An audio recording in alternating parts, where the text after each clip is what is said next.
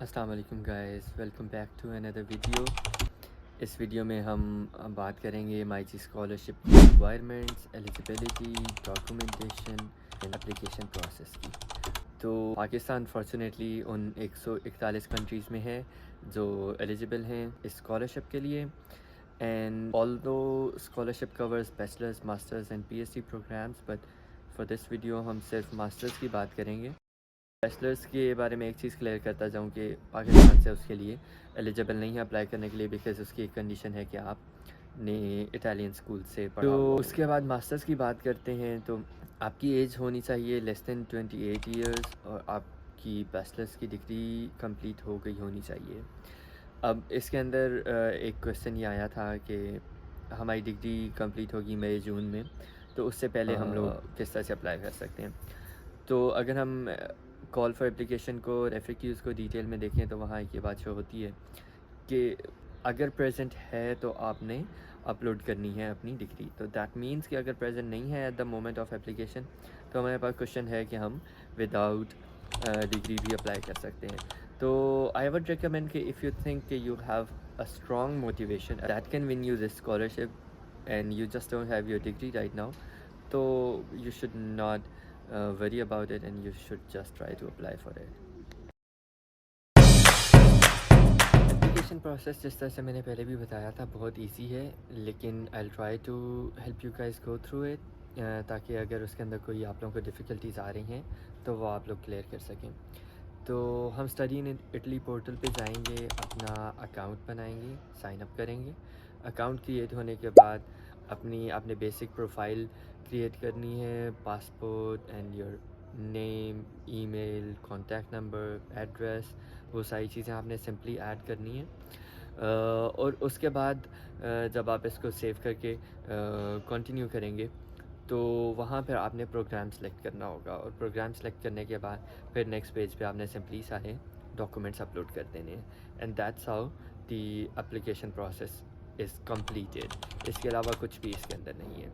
ہم لوگ ڈاکومنٹیشن پہ ایک ایک کر کے بات کر لیتے ہیں کہ کہاں کیا کیا اپلوڈ کرنا چاہیے، کیا چیزیں اوائڈ کرنی ہیں اور کن چیزوں پر فوکس کرنا ہے۔ ڈاکومنٹس اپلوڈ کرنے کی بات کر لیتے ہیں تو ڈاکومنٹ جو ہے وہ 1 MB سے زیادہ نہیں ہونی چاہیے فائل، اور ایک ہیڈر کے اندر آپ ایک سے زیادہ فائلز اپلوڈ نہیں کر سکتے۔ تو اگر آپ نے کسی ہیڈر کے اندر زیادہ فائلز اپلوڈ کرنی ہے، زیادہ پیجز اپلوڈ کرنے ہیں، تو آپ اس کو ایک ڈاکومنٹ میں مرج کر کے اپلوڈ کریں گے۔ Plus you can use I love PDF to compress your files, اور اس کے علاوہ آلسو مرج کرنے کے لیے میں نارملی وہ یوز کرتا ہوں، تو I am just suggesting this to you guys as well. Degree آپ نے اپلوڈ کرنی ہے، ٹرانسکرپٹ اپلوڈ کرنی ہے۔ اگر ڈگری آپ کے پاس کرنٹلی نہیں ہے تو آپ یونیورسٹی سے ہوپ سرٹیفکیٹ لے کے اپلوڈ کر دیں۔ اس کے بعد آئلس ہے تو آپ آئلس اپلوڈ کریں، نہیں تو آپ پروفیشنسی لیٹر جو ہے یونیورسٹی سے وہ لے کے آپ اپلوڈ کر دیں گے۔ ادر ڈاکومنٹس کا ایک ہیڈر آتا ہے یہاں ہمارے پاس۔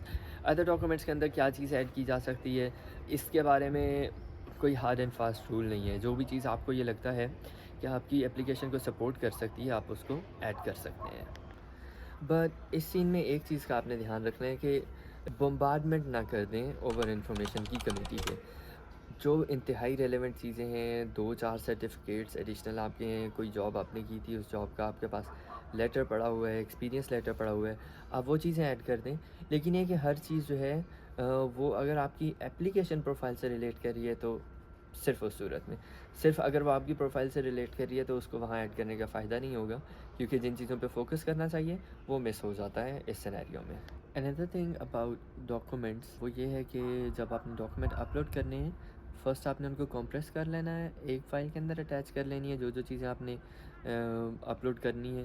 اس کے بعد ایک اور چیز کا جو خیال رکھنا ہے وہ فائل کا نیم جو ہے اس کا بہت زیادہ امپیکٹ ہوتا ہے۔ تو فائل کا نیم یہ اسپیسیفک 3 انہوں نے کریکٹرز دیے ہوئے ہیں جو آپ یوز کر سکتے ہیں along side numbers and figures. اس کے علاوہ آپ ایون اسپیس بھی نہیں یوز کر سکتے۔ میرے اپنے ساتھ بھی ایسا ہوا ابھی رینیول کے لیے اپلائی کرتے ہوئے کہ اگر آپ اسپیس بھی ایڈ کریں گے تو سسٹم آپ کے ڈاکومنٹ کو ایکسیپٹ نہیں کرے گا اور آپ کو وہ دوبارہ سے اپلوڈ کرنے پڑیں گے۔ ڈگری ڈاکومنٹس کی بات کریں تو آلدو اس طرح کی اپلیکیشنز میں آپ کی اٹیسٹیشنز ریکوائرڈ نہیں ہوتی، لیکن اگر آپ نے اٹیسٹیشنز کی ہوئی ہیں، کروائی ہوئی ہیں موفا سے اور ایچ ای سی وغیرہ سے، تو آپ اس کے ڈبل پیج بنا کے ایک پی ڈی ایف بنا کے آپ اپلوڈ کر دیں. اس سے یوزلی آپ کی سیریسنس جو ہوتی ہے اینڈ کمیٹی کے لیے ایک پازیٹیو پوائنٹ ہوتا ہے کہ okay this person is not just trying different things. ایک میجر کویشچن آتا ہوتا ہے کہ آئلس مینڈیٹری ہے یا نہیں ہے. تو basically B2 level English requirement جو ہے وہ مینڈیٹری ہے، but IELTS is a test specifically mandatory نہیں ہے. اسکالرشپ پہ آپ یونیورسٹی کی طرف سے انگلش پروفیشنسی لیٹر بھی لگا سکتے ہیں، بٹ اگر آپ میرے سے پرسنلی ایڈوائس لینا چاہیں گے تو I would not recommend you to go with only your proficiency letter.